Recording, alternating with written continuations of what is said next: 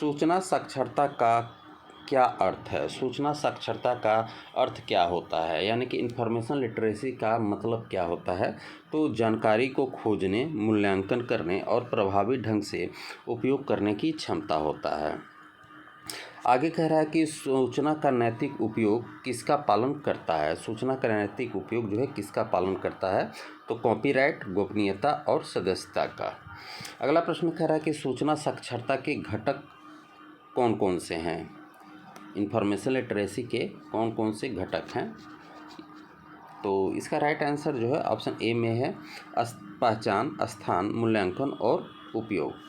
अगला प्रश्न देखते हैं। अगला प्रश्न कह रहा है कि प्लेगरिज्म का अर्थ क्या होता है? प्लेगरिज्म का जो है अर्थ होता है किसी भी जानकारी को बिना श्रेय के प्रस्तुत करना।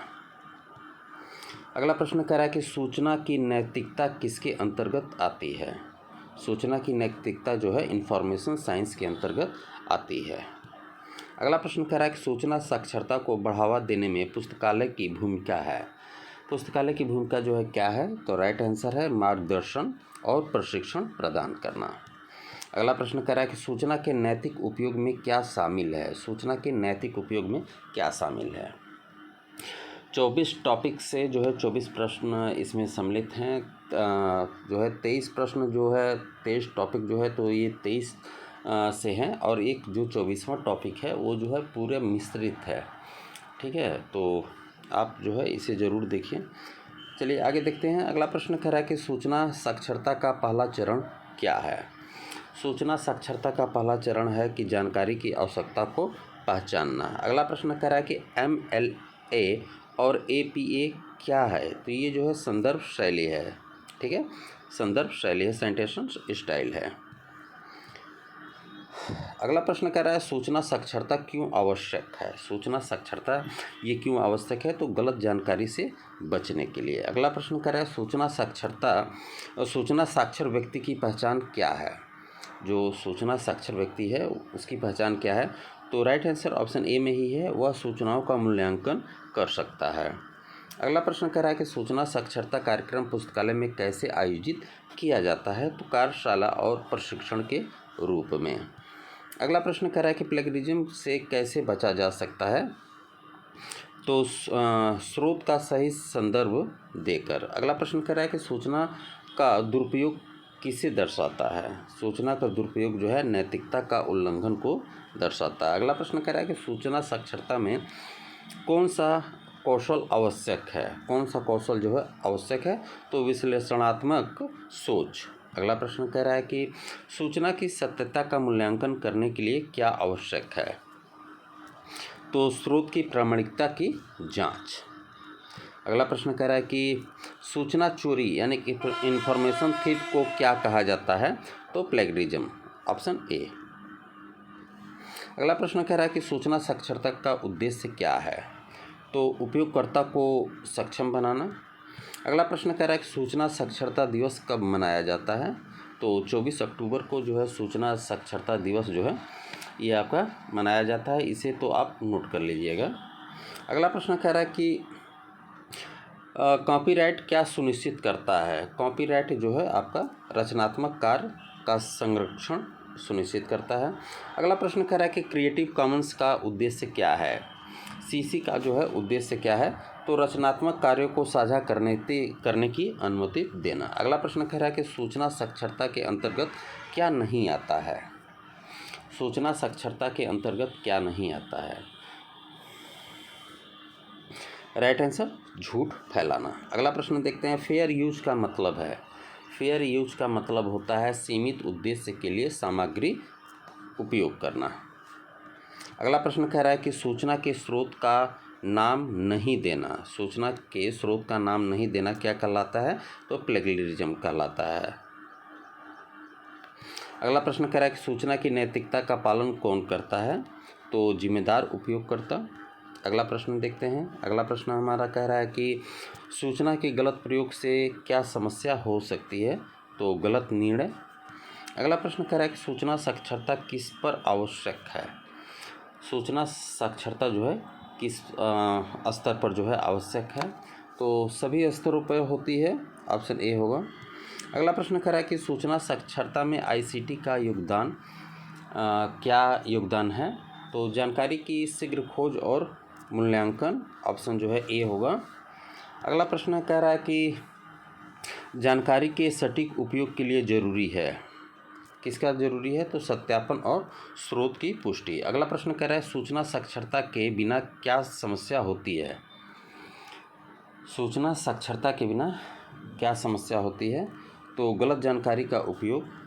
अगला प्रश्न कह रहा है कि सूचना साक्षरता में जो है ट्रेनिंग का उद्देश्य क्या है? तो राइट आंसर ज्ञान आधारित समाज का निर्माण।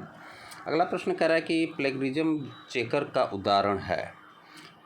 तो राइट आंसर ऑप्शन ए है, टर्निटी।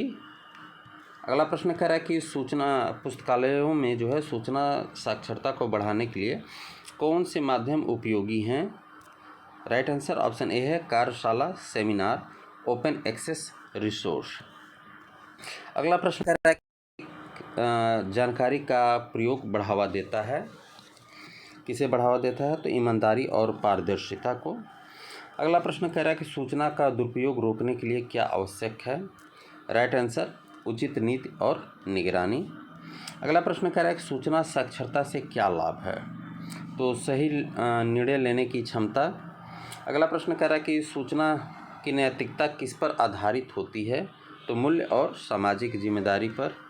अगला प्रश्न कह रहा है कि प्लेगरिज्म जो है से संस्थानों को क्या नुकसान होता है? तो विश्वसनीयता में कमी। अगला प्रश्न कह रहा है कि नैतिक रूप से जानकारी का उपयोग न करने से क्या होता है? तो कानूनी कार्रवाई। अगला प्रश्न कह रहा है कि सूचना साक्षरता का संबंध है किससे है? तो जानकारी को समझने, उपयोग करने और साझा करने से। अगला प्रश्न कह रहा है कि एट्रीब्यूशन का अर्थ है, एट्रीब्यूशन का अर्थ होता है स्रोत को उचित श्रेय देना। अगला प्रश्न कह रहा है कि ऑनलाइन जानकारी को उपयोग करने से पहले क्या करना चाहिए? ऑनलाइन जानकारी को उपयोग करने से पहले क्या करना चाहिए? तो सत्यापन। अगला प्रश्न कह रहा है कि सूचना साक्षरता का एक उद्देश्य है, सूचना साक्षरता का उद्देश्य क्या है? तो सूचना का उचित और प्रभावी उपयोग। अगला प्रश्न कह रहा है कि इथिकल यूज की सबसे बड़ी विशेषता क्या होती है? तो सत्य और पारदर्शिता। अगला प्रश्न कह रहा है कि सूचना चोरी का परिणाम हो सकता है? तो शैक्षणिक दंड। अगला प्रश्न कह रहा है कि फेयर यूज की सीमा क्या है? तो राइट आंसर शैक्षणिक और अनुसंधान कार्यों के लिए सीमित उपयोग। अगला प्रश्न कह रहा है कि सही जानकारी का स्रोत क्या हो सकता है? तो प्रामाणिक पुस्तक और वेबसाइट, प्रामाणिक पुस्तक और वेबसाइट। अगला प्रश्न कह रहा है कि सूचना साक्षरता से समाज में क्या बढ़ता है? तो जागरूकता बढ़ती है। अगला प्रश्न कह रहा है कि कौन सी चीज़ सूचना साक्षरता में बाधक है? कौन सी चीज़ जो है सूचना साक्षरता में जो है बाधक है? तो सूचना की कमी और भ्रम, सूचना साक्षरता में जो है ये सभी जो है बाधक हैं। अगला प्रश्न देखते हैं। अगला प्रश्न कह रहा है कि नैतिक जानकारी से व्यक्ति में क्या गुण आता है? नैतिक जानकारी से जो है व्यक्ति में क्या गुण आता है? तो जिम्मेदारी आती है, ऑप्शन ए में होगा। अगला प्रश्न देखते हैं। अगला प्रश्न कह रहा है कि किस अधिनियम के अंतर्गत सूचना प्राप्त करने का अधिकार मिलता है? तो सूचना का अधिकार अधिनियम 2005 जो लागू हुआ था उसके तहत। अगला प्रश्न कह रहा है कि सूचना साक्षरता के संबंध में एवल्यूएट चरण का अर्थ क्या होता है? तो राइट आंसर इसका होगा जानकारी की विश्वसनीयता को जो है जांचना, ऑप्शन जो है ए होगा। अगला प्रश्न कह रहा है कि नैतिक जानकारी साझा करने में सबसे आवश्यक क्या है?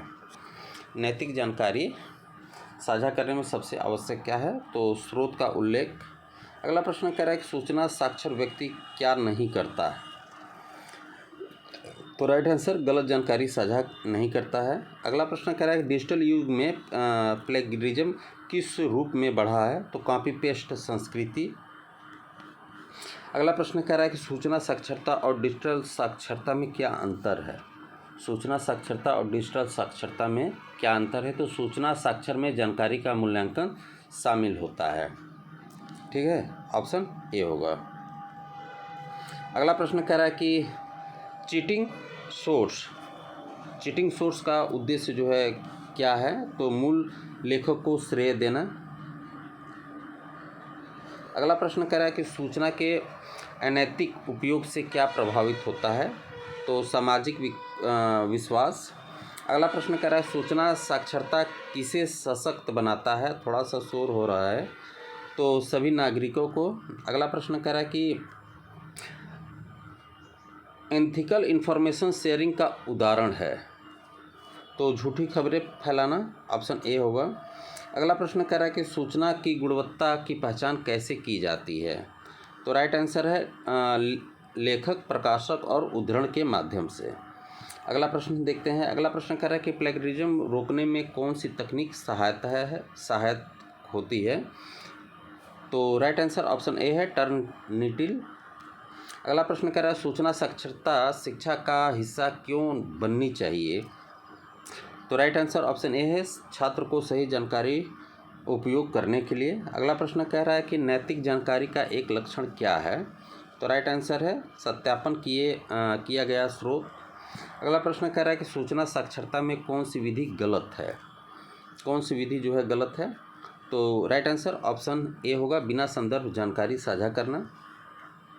अगला प्रश्न कह रहा है कि कॉपीराइट का उल्लंघन करने पर क्या होता है, तो कानूनी दंड। अगला प्रश्न कह रहा है कि सूचना साक्षरता के अंतर्गत एक्सेस का अर्थ होता है, तो जानकारी प्राप्त करना। अगला प्रश्न कह रहा है कि नैतिक जानकारी का प्रयोग किसे प्रेरित करता है, तो राइट आंसर जिम्मेदार नागरिकता। अगला प्रश्न कह रहा है कि सूचना साक्षरता का अंतिम चरण क्या है, तो जानकारी का नैतिक उपयोग। अगला प्रश्न देखते हैं। अगला प्रश्न कह रहा है कि सूचना साक्षरता को किस प्रकार के साक्षात्कार में अधिक महत्व जो है दिया जाता है, तो अनुसंधान आधारित। अगला प्रश्न कह रहा है कि सूचना की नैतिकता का संबंध किससे है, तो मूल्यों और जिम्मेदारियों से है। अगला प्रश्न कह रहा है कि डिजिटल वातावरण में नैतिक जानकारी की सुरक्षा के लिए जो है क्या आवश्यक है, तो साइबर सुरक्षा नीति। अगला प्रश्न देखते हैं। अगला प्रश्न कह रहा है कि सूचना का उचित तरीके से प्रस्तुत करना क्यों आवश्यक है, तो दूसरों को गुमराह न करने के लिए। अगला प्रश्न कह रहा है कि संदर्भ देने में कौन सी शैली भारत में सबसे अधिक प्रचलित है, कौन सी जो है संदर्भ देने में कौन सी शैली भारत में सबसे अधिक प्रचलित है, तो APA ऑप्शन ए होगा। अगला प्रश्न कह रहा है कि सूचना का दुरुपयोग करने वाला क्या कहलाता है, तो राइट आंसर अनैतिक उपयोगकर्ता।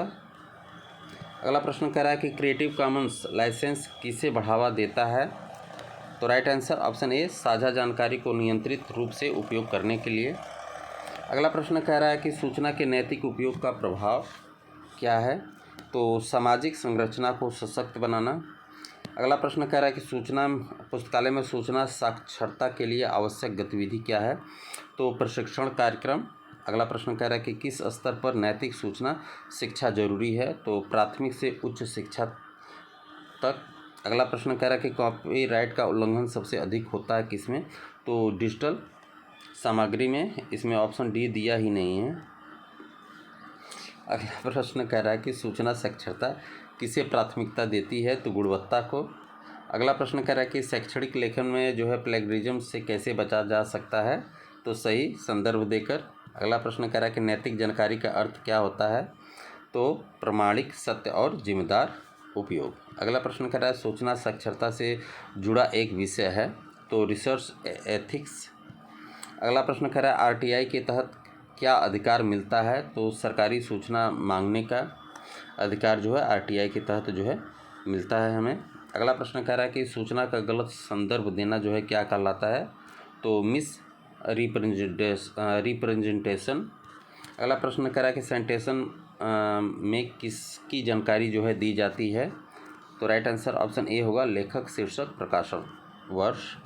अगला प्रश्न कह रहा है सूचना के अनैतिक उपयोग पर दंड कौन देता है, तो राइट आंसर इसका होगा संबंधित संस्था या कोर्ट। अगला प्रश्न कह रहा है कि कौन सा कार्य प्लेगरिज्म नहीं है, तो उचित संदर्भ देना। अगला प्रश्न कह रहा है कि डिजिटल सूचना की सुरक्षा कैसे करें, तो पासवर्ड और एंटीवायरस का प्रयोग करके। अगला प्रश्न कह रहा है कि लाइब्रेरी में सूचना साक्षरता किस रूप में दी जाती है, तो लाइब्रेरी ओरिएंटेशन। अगला प्रश्न कह रहा है अवॉइड प्लेगरिज्म का उपयोग क्या होता है? तो राइट आंसर ऑप्शन ए होगा, साइटिंग सोर्स। अगला प्रश्न कह रहा है कि सूचना के नैतिक उपयोग से कौन सा गुण जो है बढ़ता है? तो ईमानदारी। अगला प्रश्न कह रहा है कि प्लेगरिज्म को कैसे ट्रैक जो है किया जा सकता है? तो एंटी प्लेगरिज्म सॉफ्टवेयर्स के द्वारा। अगला प्रश्न कह रहा है सूचना साक्षरता का मूल आधार क्या है? तो जानकारी की आवश्यकता की पहचान। अगला प्रश्न कह रहा है कि इंटेलेक्चुअल प्रॉपर्टी राइट किससे संबंधित है? तो ये आपका जो है रचनात्मक कार्यों की सुरक्षा से है। अगला प्रश्न कह रहा है कि सूचना के स्रोत की वैधता जांचने का सबसे अच्छा तरीका जो है क्या है? तो लेखक, प्रकाशक, वर्ष और स्रोत। अगला प्रश्न कह रहा है कि सूचना के नैतिक उपयोग की शिक्षा का प्रमुख स्रोत जो है क्या है? तो पुस्तकालय और शिक्षक। अगला प्रश्न कह रहा है कि कौन सा कार्य नैतिक नहीं है? तो बिना अनुमति जानकारी का उपयोग करना। अगला प्रश्न कह रहा है कि नैतिक जानकारी का प्रभाव जो है क्या है? तो राइट आंसर ज्ञान आधारित। ग्रंथ सूची का प्रमुख उद्देश्य जो है क्या है? ग्रंथ सूची का जो है प्रमुख उद्देश्य क्या है? तो ये जो है ग्रंथ सूची का प्रमुख उद्देश्य होता है पुस्तकों की सूची तैयार करना। ऑप्शन ए में है। अगला प्रश्न कह रहा है कि बिब्लियोग्राफी शब्द किस भाषा से आया है? बिब्लियोग्राफी जो है ये किस शब्द से आया हुआ है? तो ये जो है ग्रीक भाषा से आया हुआ है, ठीक है, बिब्लियोन से। अगला प्रश्न कह रहा है कि राष्ट्रीय ग्रंथ सूची किसके द्वारा जो है तैयार की जाती है?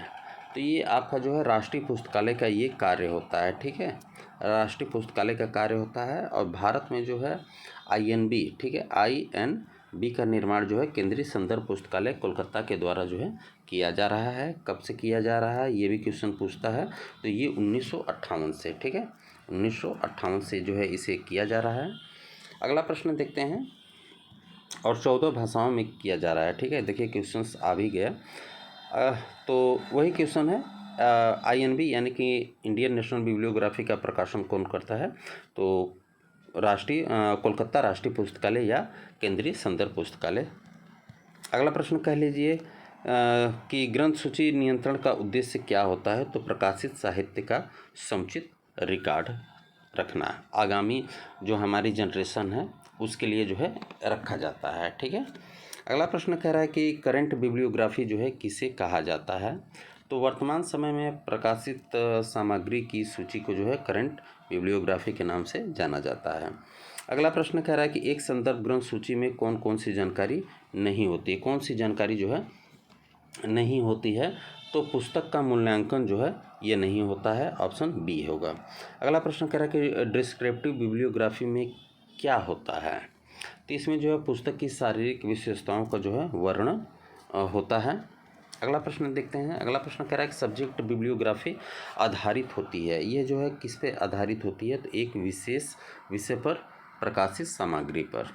अगला प्रश्न कह रहा है कि एनालिटिकल बिब्लियोग्राफी जो है किससे संबंधित है? तो ये जो है आपका पुस्तक निर्माण की प्रक्रिया से संबंधित है। ऑप्शन ए होगा। अगला प्रश्न कह रहा है कि यूनिवर्सल बिब्लियोग्राफी जो है ये क्या है? तो ये आपका समस्त विषयों की सामग्री ग्रंथ सूची की है। ऑप्शन ए होगा। अगला प्रश्न कह रहा है कि इंटरनेशनल बिब्लियोग्राफी का उदाहरण कौन सा है? तो राइट आंसर ऑप्शन जो है ए होगा, वर्ल्ड बिब्लियोग्राफी ऑफ बिब्लियोग्राफिक्स। अगला प्रश्न कह रहा है कि बिब्लियोग्राफी कंट्रोल में क्या शामिल नहीं होता है? बिब्लियोग्राफी कंट्रोल में क्या शामिल नहीं होता है? तो वस्तुओं की कीमत। ऑप्शन जो है ए होगा। अगला प्रश्न कह रहा है कि लाइब्रेरी ऑफ कांग्रेस कौन सी सेवा देता है? लाइब्रेरी ऑफ कांग्रेस जो है कौन सी सेवा देता है? तो कैटलॉगिंग इन पब्लिकेशन यानी कि CIP। ऑप्शन ए होगा। अगला प्रश्न कह रहा है कि ग्रंथ सूचीकरण का प्रमुख अंग है, किसका है? तो मुख्य प्रविष्टि या मेन एंट्री कह लीजिए। अगला प्रश्न कह रहा है कि बिब्लियोग्राफी यूटिलिटी क्या होती है?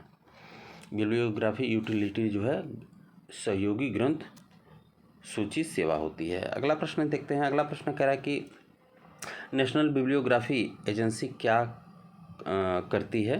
तो ये जो है देश की सभी प्रकाशित सामग्रियों का जो है रिकॉर्ड रखती है। अगला प्रश्न कह रहा है कि बिब्लियोग्राफी की कितनी प्रमुख प्रकार होती हैं? तो राइट आंसर ऑप्शन जो है 3 होगा। ऑप्शन ए 3, ठीक है। अगला प्रश्न कह रहा है कि एनोटेशन बिब्लियोग्राफी में क्या होता है।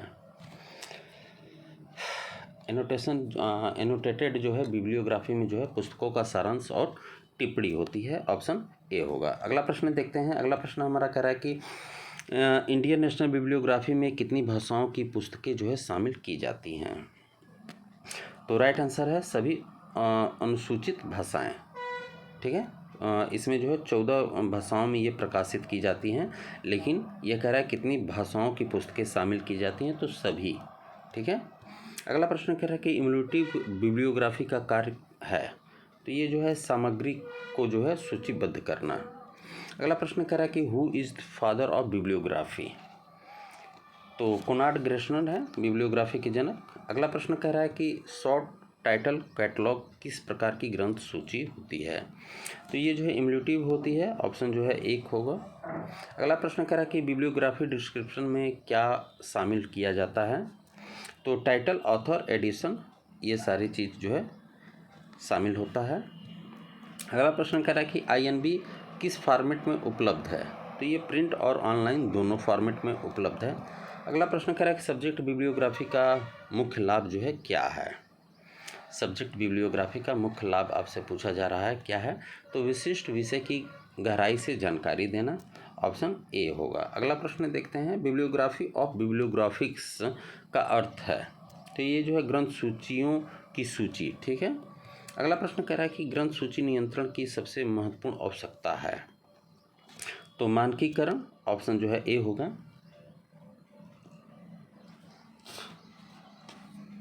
अगला प्रश्न देखते हैं। अगला प्रश्न कह रहा है कि स्टैंडर्ड बिब्लियोग्राफी फॉर्मेट कौन सा है। तो जो है मार्क है ना, मशीन रिट्रीवल कैटलॉग कहते हैं ना। यूनियन कैटलॉग का उपयोग क्यों किया जाता है। यूनियन कैटलॉग जो है का उपयोग जो है आपका एक से अधिक पुस्तकालयों की सामग्री जानने के लिए जो है किया जाता है। अगला प्रश्न कह रहा है कि बिब्लियोग्राफी डाटाबेस का उदाहरण है। बिब्लियोग्राफी डाटाबेस का उदाहरण जो है आपका वर्ल्ड कैट है। ठीक है, वर्ल्ड कैट। और ये जो है OCLC के द्वारा जो है किया जाता है। ठीक है। अगला प्रश्न कह रहा है कि बिब्लियोग्राफी तैयार करने के लिए किस सॉफ्टवेयर का उपयोग किया जाता है। बिब्लियोग्राफी तैयार करने के लिए किस सॉफ्टवेयर का उपयोग किया जाता है। तो एंड नोट का। Option A. अगला प्रश्न कह रहा है कि ISBN का पूरा नाम क्या होगा। तो इंटरनेशनल स्टैंडर्ड बुक नंबर। अगला प्रश्न कह रहा है कि ISSN का उपयोग होता है। तो ये धारावाहिक प्रकाशनों की पहचान में। अगला प्रश्न देखते हैं। बिब्लियोग्राफी रिकॉर्ड का एक अनिवार्य भाग है। बिब्लियोग्राफी रिकॉर्ड का एक अनिवार्य भाग जो है टाइटल है। ऑप्शन जो है एक होगा। अगला प्रश्न देखते हैं। मूल यानी कि ओरिजिनल बिब्लियोग्राफी डिस्क्रिप्शन तैयार की जाती है कैसे। तो ये प्राथमिक स्रोतों से। अगला प्रश्न कह रहा है कि रिसर्च बिब्लियोग्राफी जो है किसके लिए उपयोगी होती है। तो ये जो शोध करने वाले छात्रों के लिए। Option A. अगला प्रश्न कह रहा है कि बिब्लियोग्राफी यूटिलिटी भारत में कौन सी संस्था प्रमुख संस्था जो है प्रदान करती है। तो ये आपका जो है डेलनेट के द्वारा किया जाता है। ठीक है, ऑप्शन ए होगा। अगला प्रश्न कह रहा है कि राष्ट्रीय ग्रंथ सूची में शामिल करने की पात्रता होती है। तो राइट आंसर ऑप्शन ए होगा। ISBN युक्त नई प्रकाशित पुस्तकें। अगला प्रश्न कह रहा है कि एक ग्रंथ सूची को प्रभावी बनाने के लिए जरूरी है। तो उचित वर्गीकरण और सूचीकरण। अगला प्रश्न कह रहा है कि बिब्लियोग्राफी साइटेशन किसमें प्रयोग किया जाता है या होता है। तो शोध लेखों के स्रोत संदर्भ में। ऑप्शन ए होगा। अगला प्रश्न देखते हैं। अगला प्रश्न कह रहा है कि साइटेशन इंडेक्स का उपयोग होता है तो लेखकों को ट्रैक करना। अगला प्रश्न कह रहा है कि लाइब्रेरी कैटलॉग और बिब्लियोग्राफी में अंतर है। तो राइट आंसर है एक में केवल अपनी पुस्तकें, दूसरे में अन्य स्रोतों की जानकारी होती है। अगला प्रश्न कह रहा है बिब्लियोग्राफी रेफरेंस का उद्देश्य क्या है। तो राइट आंसर स्रोत को प्रमाणित करना। अगला प्रश्न कह रहा है कि साइटेशन स्टाइल का उदाहरण है। तो राइट आंसर APA।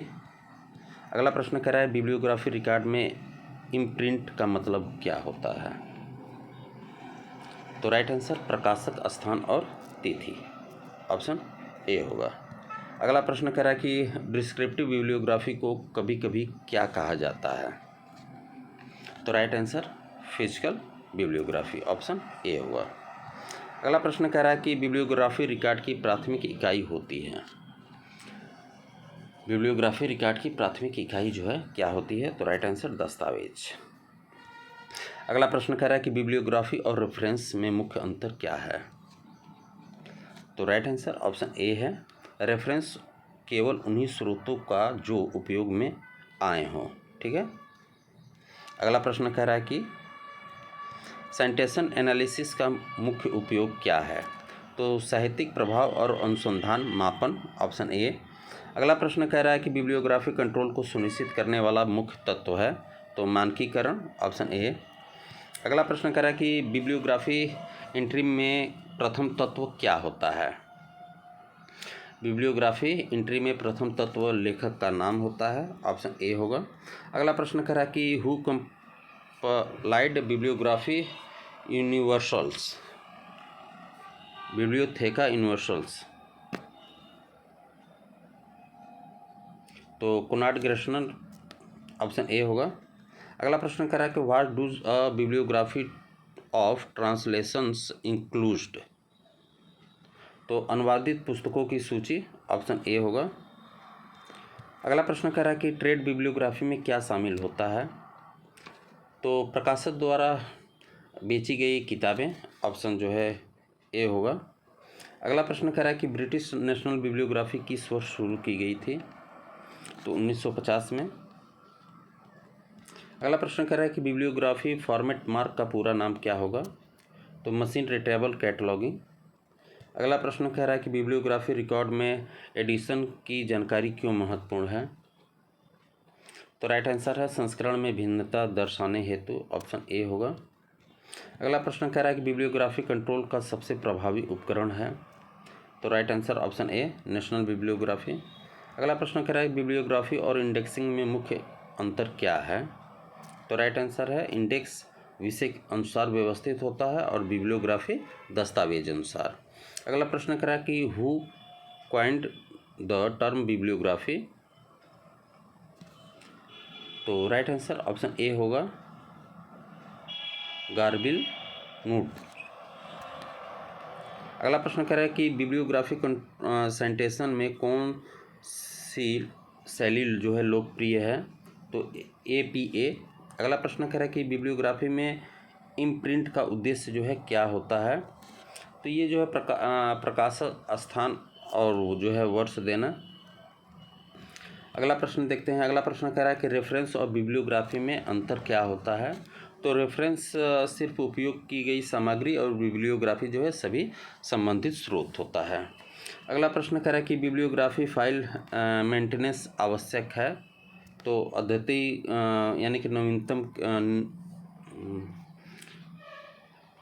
अद्यतनीकरण हेतु जो है होता है, यानी कि नवीन के लिए। अगला प्रश्न कह रहा है कि लाइब्रेरी ऑटोमेशन में जो है बिब्लियोग्राफी कंट्रोल जो है किससे जुड़ा है? तो मार्क, ओपेक आदि से, ऑप्शन ए होगा। अगला प्रश्न कह रहा है कि बिब्लियोग्राफी सर्च स्ट्रेटजी का उद्देश्य क्या होता है? तो सटीक और प्रासंगिक जानकारी निकालना। अगला प्रश्न कह रहा है कि बिब्लियोग्राफी में टाइटल पेज से क्या लिया जाता है? थोड़ा शोर हो रहा होगा दोस्तों, ठीक है। टाइटल पेज से जो है टाइटल, ऑथर और पब्लिशर को लिया जाता है, ऑप्शन ए होगा। अगला प्रश्न कह रहा है कि ISBN में कितने अंक का मानक होता है? ISBN में जो है कितने अंक का मानक होता है? तो 13 अंक। अगला प्रश्न कह रहा है कि ISSN का उपयोग जो है किसके लिए जो है किया जाता है? तो धारावाहिक के लिए, और इसमें जो है 8 होते हैं अंक। अगला प्रश्न कह रहा है कि बिब्लियोग्राफी टूल कौन कौन से होते हैं? तो कैटलॉग, इंडेक्स और अब्स्ट्रैक्ट, ऑप्शन ए होगा। अगला प्रश्न कह रहा है कि बिब्लियोग्राफी इंफॉर्मेशन सिस्टम का कार्य जो है क्या होता है? तो पुस्तक संबंधित सूचनाओं का संग्रहण व पुनः प्राप्ति। अगला प्रश्न कह रहा है कि ग्रंथ सूची का सबसे बड़ा लाभ क्या है? तो उपयोगकर्ता को विषय आधारित सामग्री का संकेत देना। अगला प्रश्न कह रहा है कि बिब्लियोग्राफी कंट्रोल का एक प्रमुख साधन है, क्या साधन है? तो right answer union catalogue, option A होगा। अगला प्रश्न कह रहा है कि इंटरनेशनल बिब्लियोग्राफी की एक मिसाल है, तो राइट आंसर ऑप्शन ए होगा, वर्ल्ड बिब्लियोग्राफी ऑफ बिब्लियोग्राफिक्स। अगला प्रश्न कह रहा है कि बिब्लियोग्राफी यूटिलिटी का उद्देश्य क्या होता है। तो सहयोगी सूचना सेवाएं जो है प्रदान करना, ऑप्शन ए होगा। अगला प्रश्न है कि बिब्लियोग्राफी रिकॉर्ड में पैगिनेशन किसके लिए होता है। तो राइट आंसर पुस्तक की लंबाई दिखाने हेतु। अगला प्रश्न कह रहा है कि बिब्लियोग्राफी एंट्री में कॉल नंबर क्यों दिया जाता है। तो पुस्तक का स्थान बताने हेतु। अगला प्रश्न कह रहा है कि बिब्लियोग्राफी फॉर्मेट का एक उदाहरण है। तो मार्क 21, ऑप्शन ए। अगला प्रश्न देखते हैं। अगला प्रश्न कह रहा है कि बिब्लियोग्राफी सॉफ्टवेयर का कार्य है। तो ग्रंथ सूची निर्माण और प्रबंधन। अगला प्रश्न कह रहा है कि बिब्लियोग्राफी सर्विस का उद्देश्य क्या है। तो सूचना की उपलब्धता सुनिश्चित करना, ऑप्शन ए। अगला प्रश्न कह रहा है कि साइटेशन स्टाइल APA किसके लिए जो है प्रसिद्ध है। तो ये सामाजिक विज्ञान के लिए। अगला प्रश्न कह रहा है कि बिब्लियोग्राफी इंटीग्रेशन का उद्देश्य जो है क्या होता है। तो उपयोगकर्ता को जो है सूचियों का प्रयोग सिखाना, ऑप्शन ए होगा। अगला प्रश्न कह रहा है कि बिब्लियोग्राफी वेरिफिकेशन का कार्य है, किसका है। तो स्रोत की प्रामाणिकता जांचने के लिए। अगला प्रश्न कह रहा है कि बिब्लियोग्राफी कंट्रोल साइटेशन में URL क्यों दिया जाता है। तो URL का मतलब होता है ऑनलाइन स्रोत का पता लगाने हेतु। अगला प्रश्न कह रहा है कि बिब्लियोग्राफी कंट्रोल की आवश्यकता किससे होती है। तो राइट आंसर सभी पुस्तकालयों को। अगला प्रश्न कह रहा है कि बिब्लियोग्राफी की भाषा कौन सी होती है। तो कोई भी, है ना। बिब्लियोग्राफी की भाषा जो है कोई भी हो सकती है। अगला प्रश्न देखते हैं। अगला प्रश्न कह रहा है कि बिब्लियोग्राफी लिस्ट बनाने में मुख्य स्रोत जो है कौन सा है।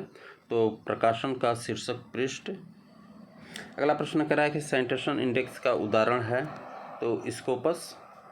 अगला प्रश्न देखते हैं। अगला प्रश्न कह रहा है कि बिब्लियोग्राफी एंट्री का अनुक्रम किस पर आधारित होता है। तो लेखक, विषय या शीर्षक। अगला प्रश्न कह रहा है कि ओपेक का उपयोग है। तो पुस्तक की जानकारी प्राप्त करने में। अगला प्रश्न कह रहा है कि एनोटेटेड बिब्लियोग्राफी का उपयोग है। तो आलोचना और संक्षेप में जानकारी देने में। अगला प्रश्न कह रहा है कि बिब्लियोग्राफी कंट्रोल का अभाव किस समस्या को जन्म देता है। तो दस्तावेजों की अनुपलब्धता। अगला प्रश्न है कि बिब्लियोग्राफी साइटेशन का मुख्य हिस्सा नहीं है। तो पुस्तक का मूल्य जो है नहीं होता है। अगला प्रश्न कह रहा है कि नेशनल बिब्लियोग्राफी एजेंसी किस स्तर पर काम करती है। तो ये जो है राष्ट्रीय स्तर पर काम करती है। अगला प्रश्न कह रहा है कि बिब्लियोग्राफी और इंडेक्स दोनों का उद्देश्य क्या होता है।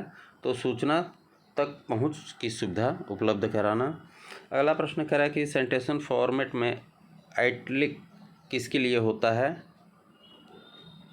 तो पुस्तक का शीर्षक होता है। अगला प्रश्न कह रहा है कि सूचना नियंत्रण का भविष्य किस दिशा में बढ़ता है। तो डिजिटल प्रणाली की ओर। अगला प्रश्न कह रहा है कि बिब्लियोग्राफी रिकॉर्ड में सबसे अंतिम तत्व क्या होता है। तो जो है फिजिकल डिस्क्रिप्शन। अगला प्रश्न कह रहा है कि बिब्लियोग्राफी डाटा शेयरिंग का सबसे प्रभावी माध्यम जो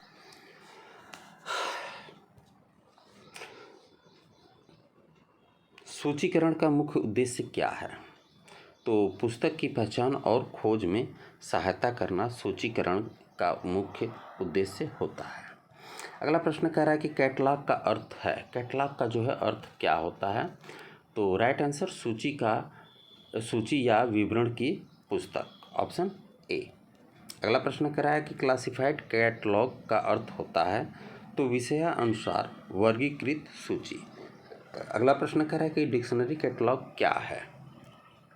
तो एक वर्णानुक्रमित सूची जिसमें विभिन्न प्रकार की प्रविष्टियां होती हैं उसे डिक्शनरी कैटलॉग के नाम से जानते हैं। अगला प्रश्न कह रहा है कि सूचीकरण के कितने प्रमुख प्रकार होते हैं। सूचीकरण के कितने प्रमुख प्रकार होते हैं। तो 2 होते हैं। कौन कौन से, क्लासिफाइड और डिक्शनरी।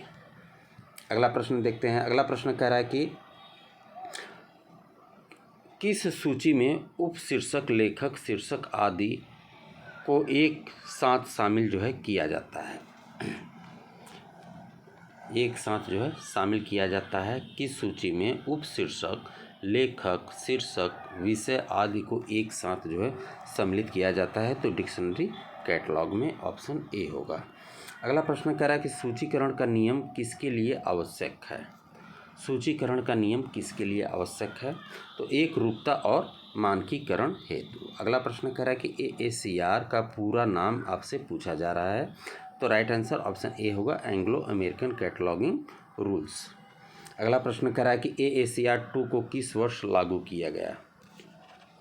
AACR 2 को जो है 1978 में लागू किया गया। अगला प्रश्न देखते हैं। अगला प्रश्न कह रहा है कि किस संस्करण में AACR में पुस्तकों के लिए अधिक विस्तृत नियम जोड़े गए, अधिक जो है विस्तृत नियम जोड़े गए, तो राइट आंसर AACR 2 में। अगला प्रश्न देखते हैं। अगला प्रश्न कह रहा है कि सूचीकरण का प्रमुख अंग कौन सा है। सूचीकरण का प्रमुख अंग जो है मुख्य प्रविष्टि या मेन एंट्री है। अगला प्रश्न कह रहा है कि ऑथर कैटलॉग का मुख्य उद्देश्य जो है क्या है, तो राइट आंसर लेखक द्वारा सूची तैयार करना, ऑप्शन ए में है। अगला प्रश्न कह रहा है कि टाइटल कैटलॉग किसके अनुसार प्रविष्टि करता है, तो शीर्षक के अनुसार। अगला प्रश्न कह रहा है कि सब्जेक्ट कैटलॉग में पुस्तकें किस आधार पर सूचीबद्ध होती हैं, तो ये जो है विषय के अनुसार। अगला प्रश्न कह रहा है कि सूचीकरण नियमों का निर्माण किस उद्देश्य हेतु होता है, तो राइट आंसर सूची में एकरूपता लाने हेतु। अगला प्रश्न कह रहा है कि सूचीकरण के अंतर्गत कौन सा अभिलेख तैयार किया जाता है, तो राइट आंसर इसमें ऑप्शन ए ही है, पुस्तक प्रविष्टि कार्ड। अगला प्रश्न कह रहा है कि सूचीकरण में किस प्रविष्टि को केंद्रीय प्रविष्टि माना जाता है। केंद्रीय प्रविष्टि माना जाता है तो मुख्य प्रविष्टि को। अगला प्रश्न कह रहा है कि कोऑपरेटिव कैटलॉग का मुख्य उद्देश्य क्या होता है, तो राइट आंसर समय और श्रम की बचत। अगला प्रश्न कह रहा है कि मार्क का उपयोग होता है। मार्क का उपयोग जो है किस में होता है, तो मशीन पठनीय सूचीकरण हेतु। अगला प्रश्न कह रहा है मार्क का पूरा नाम पूछा जा रहा है, तो मशीन रिट्रीवल कैटलॉगिंग।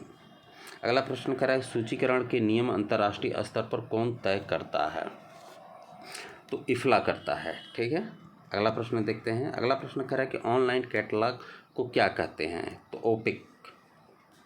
अगला प्रश्न कह रहा है कि सूचीकरण में मुख्य प्रविष्टि के अतिरिक्त प्रविष्टियों को क्या कहा जाता है, तो सहायक प्रविष्टि। अगला प्रश्न कह रहा है कि कैटलॉगिंग की प्रक्रिया में पहला चरण होता है। कैटलॉगिंग की प्रक्रिया में जो है पहला चरण पुस्तक की पहचान होता है, ऑप्शन ए होगा। अगला प्रश्न कह रहा है कि किस नियम के अनुसार सूचीकरण किया जाता है, तो AACR 2 के। अगला प्रश्न कह रहा है कि मूल प्रविष्टि का भाग नहीं होता है। मूल प्रविष्टि का भाग जो है आपका मूल्य नहीं होता है। अगला प्रश्न देखते हैं फिजिकल डिस्क्रिप्शन किस भाग में आता है, तो मुख्य भाग में आता है, ऑप्शन ए होगा। अगला प्रश्न कह रहा है कि सूचीकरण की प्रविष्टियों में वर्णानुक्रम का उपयोग किया जाता है, तो पहचान और पुनः प्राप्ति को सरल बनाने हेतु। अगला प्रश्न कह रहा है कि सूचीकरण की प्रक्रिया में कौन सी प्रमुख भाषा होती है, तो अंग्रेजी। सूचीकरण में प्रक्रिया में जो है अंग्रेजी प्रमुख भाषा होती है। अगला प्रश्न देखते हैं। अगला प्रश्न हमारा कह रहा है कि सूचीकरण प्रणाली में अधिक प्रयोग में आने वाला सॉफ्टवेयर जो है कौन सा है, तो कोहा। ठीक है, ऑप्शन ए। अगला प्रश्न कह रहा है कि सूचीकरण में यूनिफॉर्म टाइटल का प्रयोग क्यों किया जाता है, राइट आंसर एक जैसे शीर्षकों के बीच अंतर स्पष्ट करने के लिए। अगला प्रश्न कह रहा है कि सूचीकरण में एडेड एंट्री का अर्थ है, तो राइट आंसर ऑप्शन ए होगा, मुख्य प्रविष्टि के अलावा दी गई अतिरिक्त प्रविष्टि।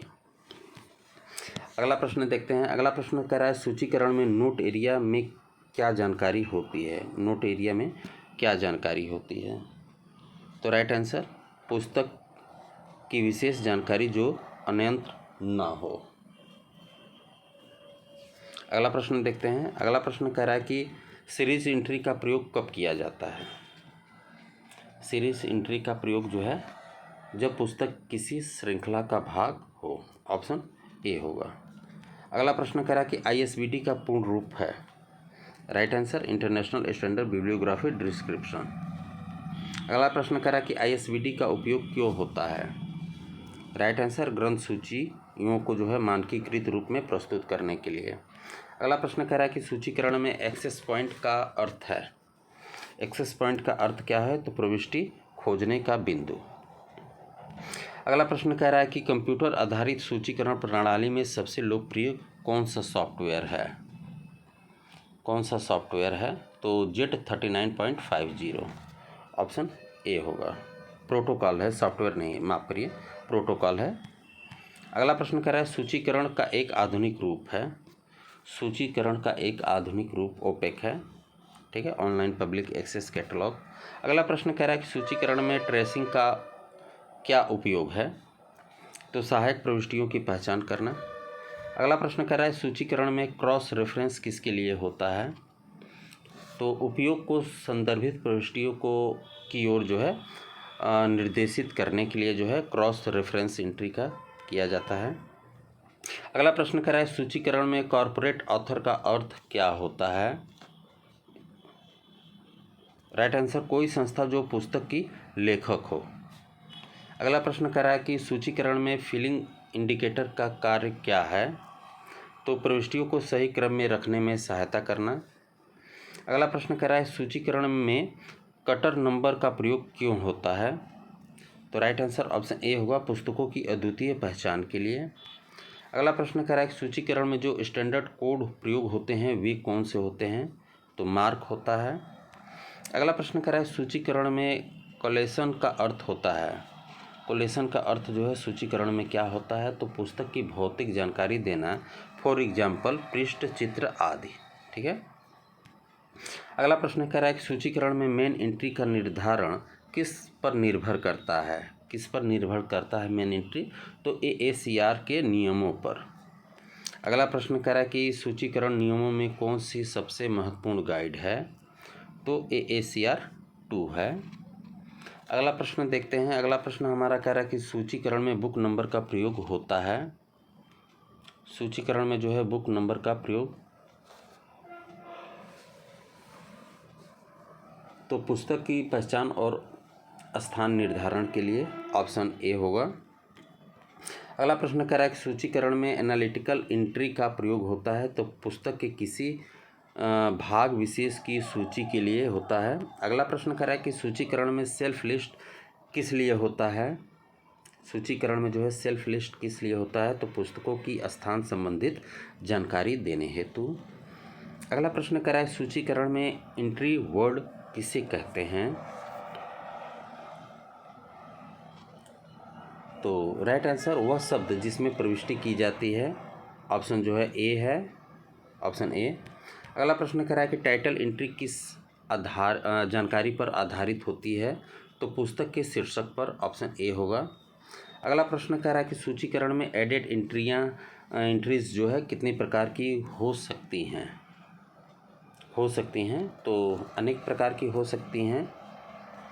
अगला प्रश्न कह रहा है कि सूचीकरण में सी निर्देश का उपयोग जो है क्यों किया जाता है? सी का तो उपयोगकर्ता को उचित प्रविष्टि पर निर्देशित करने के लिए सी का प्रयोग जो है किया जाता है। अगला प्रश्न है कि सूचीकरण में जो है सी आल्सो किस लिए प्रयुक्त होता है?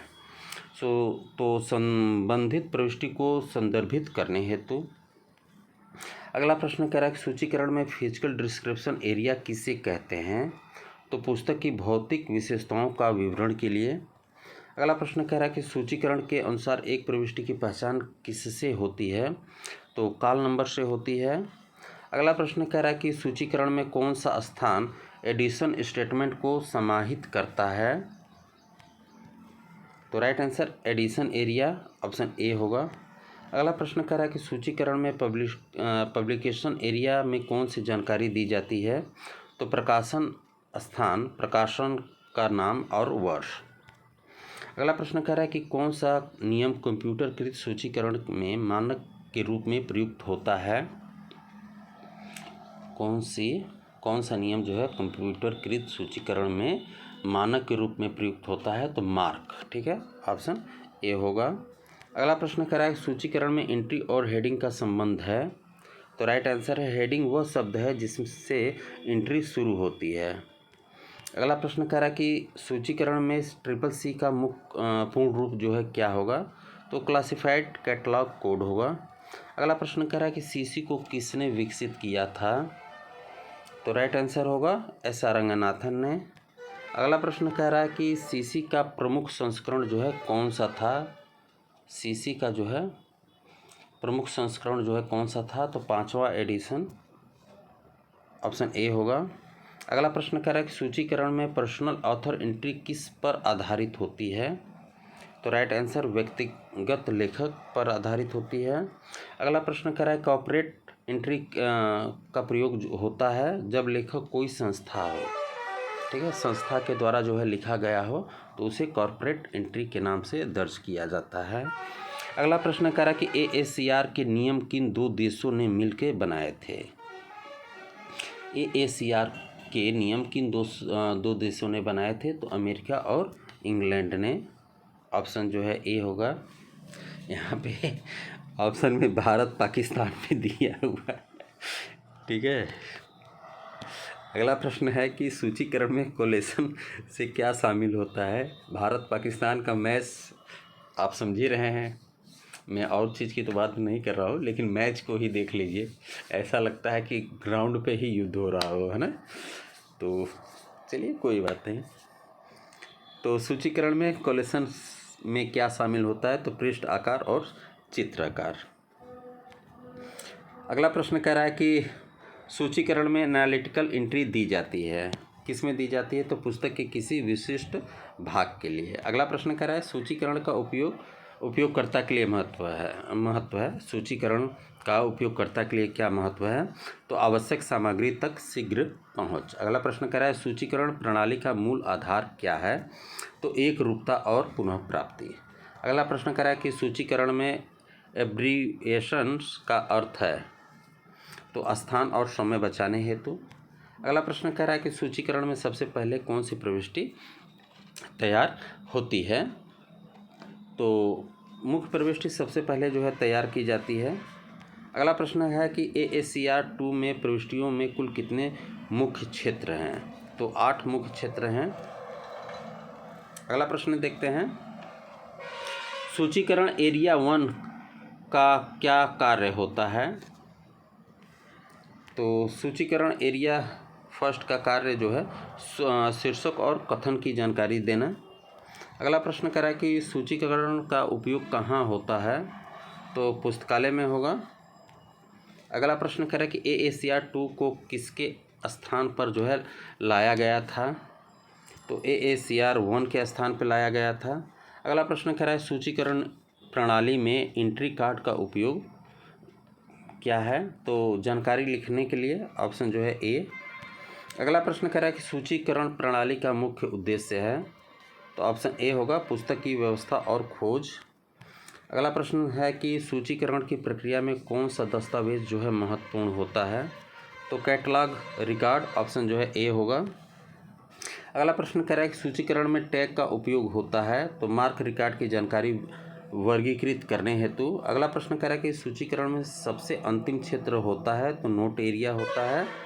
अगला प्रश्न कह रहा है कि सूचीकरण किसका अंग है, तो ये आपका ग्रंथ सूचना विज्ञान का। अगला प्रश्न कह रहा है कि मार्क में जो है 245 टैग का उपयोग क्या है, तो ये शीर्षक और कथन के लिए। ऑप्शन ए होगा। अगला प्रश्न कह रहा है सूचीकरण में टैग 300 किसके लिए जो है प्रयुक्त होता है, तो फिजिकल डिस्क्रिप्शन के लिए। अगला प्रश्न कह रहा है कि मार्क रिकॉर्ड में 650 टैग का प्रयोग किसके लिए किया जाता है, तो सब्जेक्ट एंट्री के लिए किया जाता है। अगला प्रश्न कह रहा है कि ओपेक में कैटलॉग किस रूप में होता है, तो ऑनलाइन। अगला प्रश्न कह रहा है सूचीकरण में वॉल्यूम शब्द का प्रयोग जो है क्यों किया जाता है, तो खंड या भाग को दिखाने हेतु वॉल्यूम का प्रयोग जो है किया जाता है। अगला प्रश्न कह रहा है कि ISBD के कितने क्षेत्र होते हैं, तो ISBD के 8 क्षेत्र हैं। अगला प्रश्न कह रहा है सूचीकरण में लेखक का नाम किस क्रम में लिखा जाता है, सूचीकरण में जो है लेखक का नाम किस क्रम में लिखा जाता है, तो उपनाम से पहले। अगला प्रश्न कह रहा है कि सूचीकरण में 2 या 2 से अधिक लेखकों की स्थिति में किसे जो है प्राथमिकता दी जाती है, तो पहले उल्लेखित को। ऑप्शन जो है ए होगा। अगला प्रश्न कह रहा है सूचीकरण में यूनिफॉर्म हेडिंग जो है क्यों दी जाती है? तो ये जो है एक रूपता बनाए रखने के लिए, ऑप्शन ए होगा। अगला प्रश्न कह रहा है सूचीकरण में स्टैंडर्ड नंबर क्या है? तो ISBN ISSN। अगला प्रश्न कह रहा है ओपेक का मुख्य लाभ क्या है? ओपेक का मुख्य लाभ जो है क्या है? तो दूर से पुस्तक खोज की सुविधा, ऑप्शन ए होगा। अगला प्रश्न कह रहा है कि सूचीकरण की मानक शैली कौन सी है? तो AACR 2 है। अगला प्रश्न कह रहा है कि सूचीकरण में टाइपोग्राफिकल सिंबल्स का जो है उपयोग क्यों होता है? तो जानकारी पृथक करने हेतु। अगला प्रश्न कह रहा है सूचीकरण में जनरल मटेरियल डिजिग्नेशन यानी कि GMD किसके लिए होता है? तो सामग्री का प्रकार दर्शाने के लिए। अगला प्रश्न कह रहा है कि सूचीकरण प्रक्रिया का अंतिम उद्देश्य क्या होता है? तो उपयोगकर्ता को सूचना तक जो है पहुंचाना। अगला प्रश्न कह रहा है कि सूचीकरण में रेफरेंस एंट्री का प्रयोग होता है। सूचीकरण में जो है रेफरेंस एंट्री का प्रयोग होता है, किसमें होता है? तो संबंधित प्रविष्टियों की ओर संकेत देने के लिए। मेन एंट्री का मुख्य उद्देश्य क्या होता है? तो पुस्तक की पूर्ण पहचान देना, ये मेन एंट्री का मुख्य उद्देश्य होता है। अगला प्रश्न कह रहा है कि मेन एंट्री में शामिल नहीं होता है, तो पुस्तक का मूल्य जो है ये शामिल जो है मेन एंट्री में नहीं किया जाता है। अगला प्रश्न कह रहा है कि टाइटल एंट्री किस आधार पर होती है? तो टाइटल एंट्री आपका पुस्तक के शीर्षक पर जो है, ऑप्शन ए। अगला प्रश्न कह रहा है कि एडेड एंट्री किस लिए बनाई जाती है? एडेड एंट्री जो है किसके लिए जो है बनाई जाती है? तो खोज की सुविधा के लिए। अगला प्रश्न देखते हैं। अगला प्रश्न कह रहा है कि सब्जेक्ट एंट्री का उद्देश्य क्या होता है? तो विषय के आधार पर खोज की सुविधा।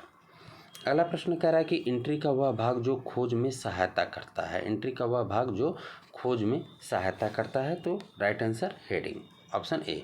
अगला प्रश्न देखते हैं। अगला प्रश्न कह रहा है कि एनालिटिकल एंट्री में दी जाती है, क्या चीज़ दी जाती है? तो पुस्तक के किसी भाग विशेष के लिए। अगला प्रश्न कह रहा है कि सीरीज एंट्री का उपयोग होता है, तो सीरीज एंट्री का उपयोग जो है किसी श्रृंखला में प्रकाशित पुस्तकों के लिए इसका उपयोग किया जाता है। अगला प्रश्न कह रहा है कि कॉर्पोरेट एंट्री कब बनाई जाती है?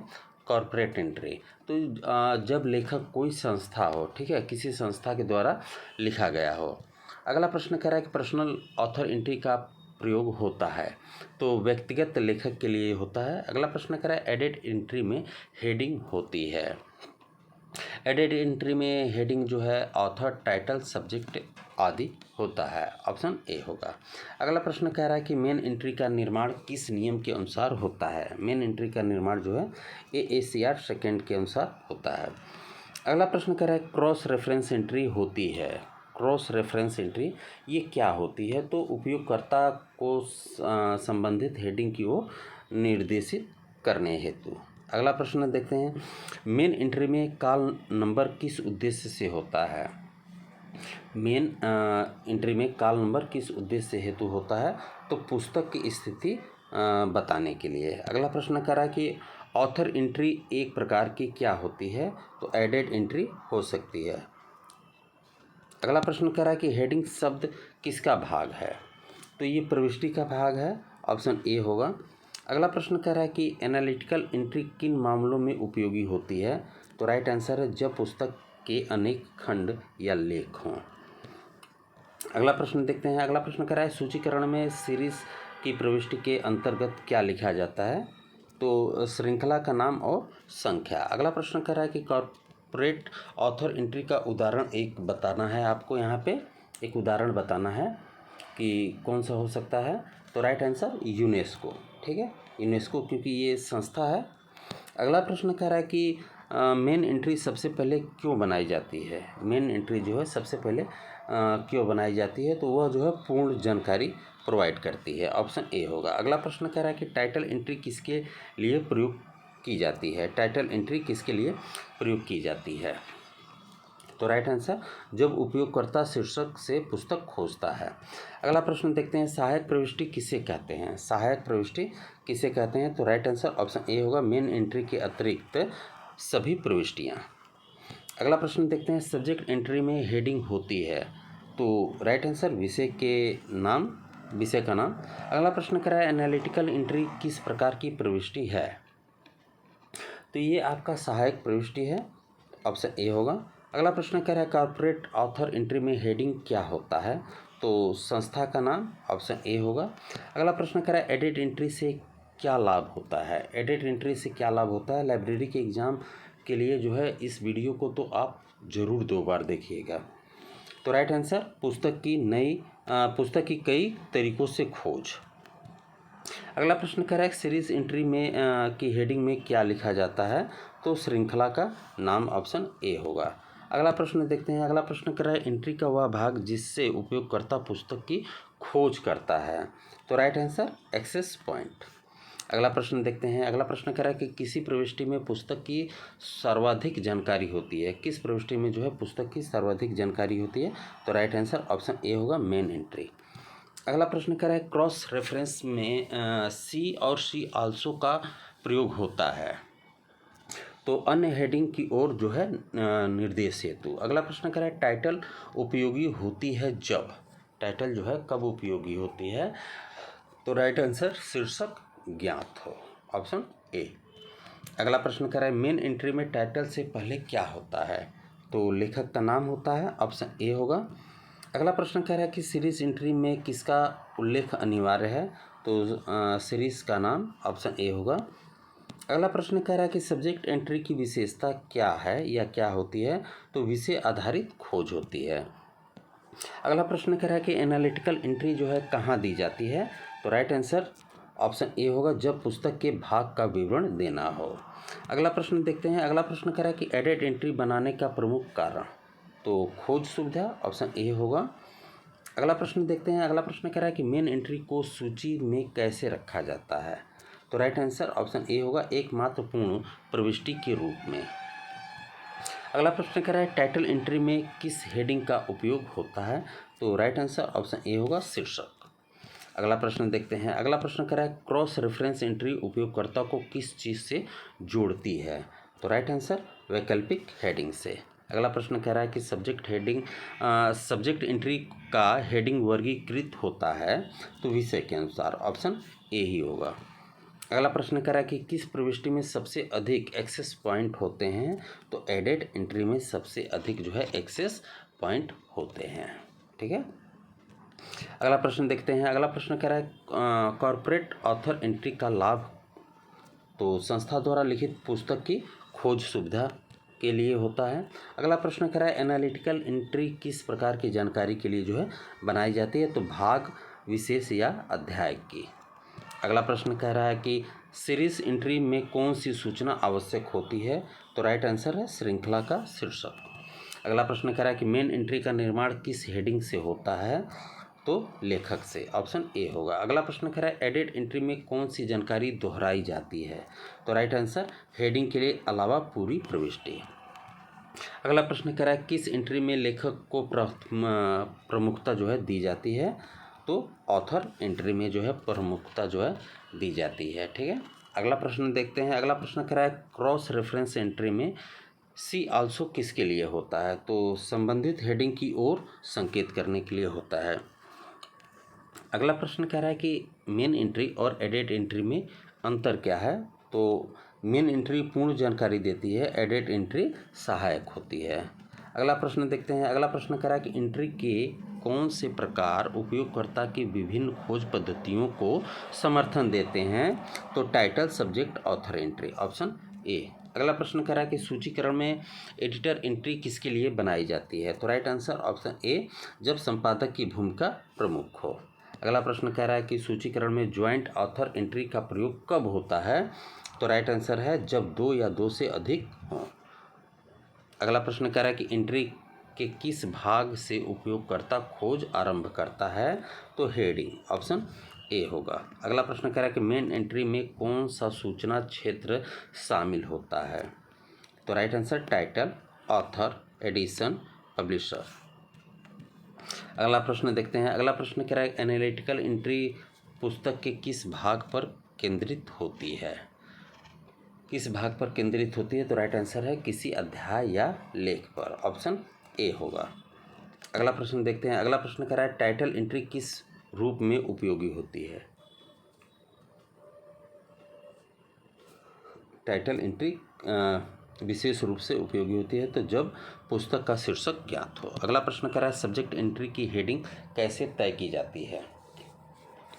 सब्जेक्ट एंट्री की हेडिंग जो है कैसे तय की जाती है? तो विषय वस्तु के आधार पर। ऑप्शन ए होगा। अगला प्रश्न देखते हैं। अगला प्रश्न कह रहा है कि एडेड एंट्री किससे सहायता करती है? तो राइट आंसर उपयोगकर्ता को पुस्तक की वैकल्पिक खोज पद्धति से जोड़ने के लिए। अगला प्रश्न देखते हैं। अगला प्रश्न कह रहा है सूचीकरण पद्धतियों में यूनिफॉर्म टाइटल का उपयोग किस लिए किया जाता है? तो एक जैसे शीर्षकों को अलग अलग दर्शाने हेतु। अगला प्रश्न देखते हैं। अगला प्रश्न कह रहा है कि कॉर्पोरेट ऑथर एंट्री का हेडिंग जो है कौन होता है? तो संस्था का नाम। अगला प्रश्न देखते हैं। सीरीज एंट्री में वॉल्यूम की जानकारी जो है क्यों दी जाती है?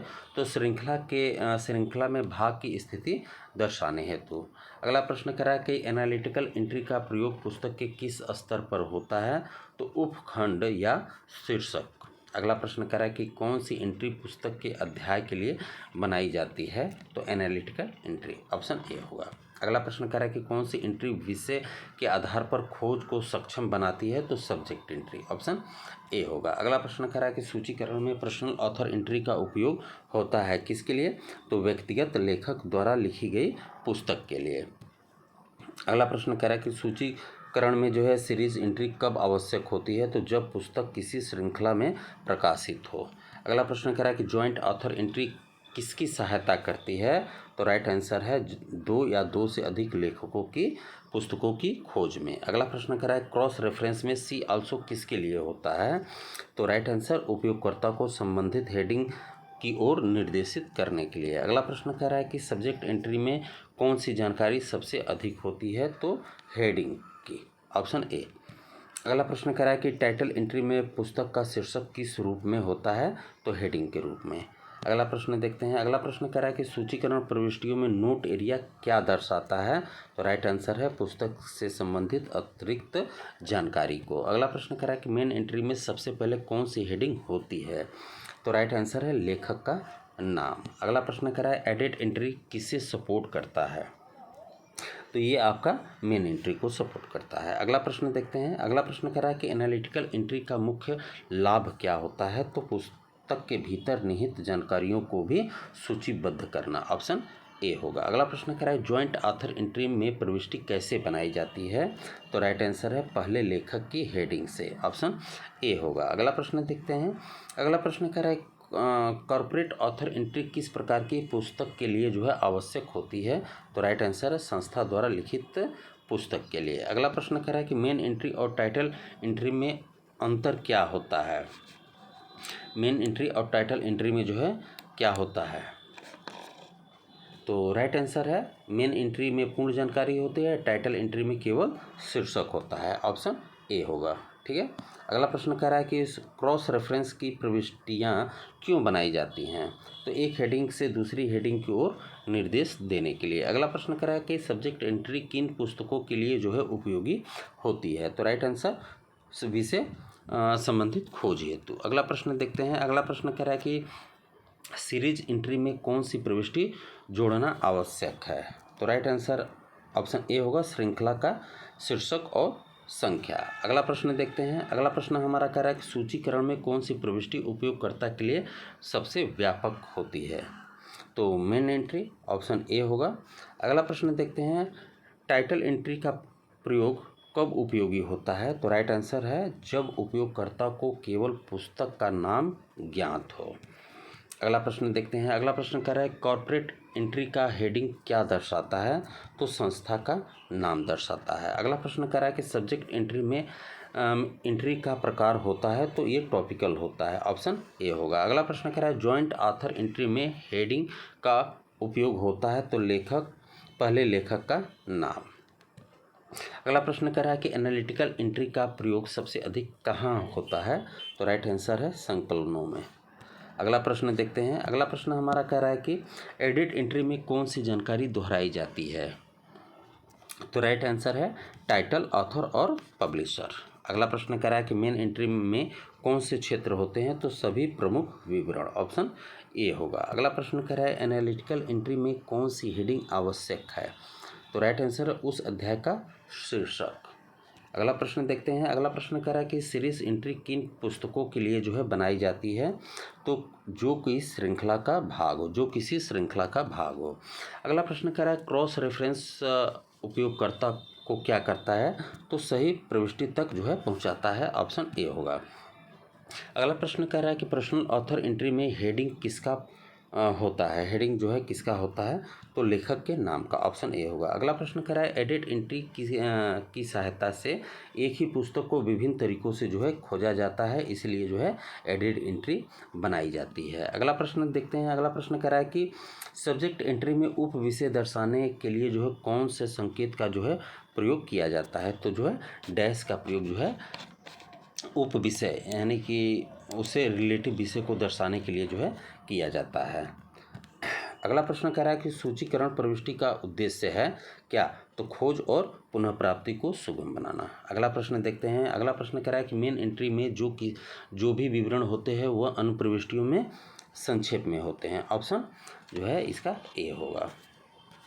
अगला प्रश्न देखते हैं। अगला प्रश्न कह रहा है कि टाइटल एंट्री विशेषतः किसके लिए जो है बनाई जाती है, तो राइट आंसर शीर्षक आधारित खोज के लिए। अगला प्रश्न देखते हैं। अगला प्रश्न कह रहा है कि सब्जेक्ट एंट्री में क्लासिफिकेशन नंबर किस उद्देश्य से होता है, तो विषय का स्थान निर्धारण के लिए। अगला प्रश्न कह रहा है कि मेन एंट्री में कटर नंबर किसके लिए होता है, तो राइट आंसर है पुस्तक की विशिष्ट पहचान हेतु। अगला प्रश्न कह रहा है कि सीरीज एंट्री किस हेडिंग से शुरू होती है, तो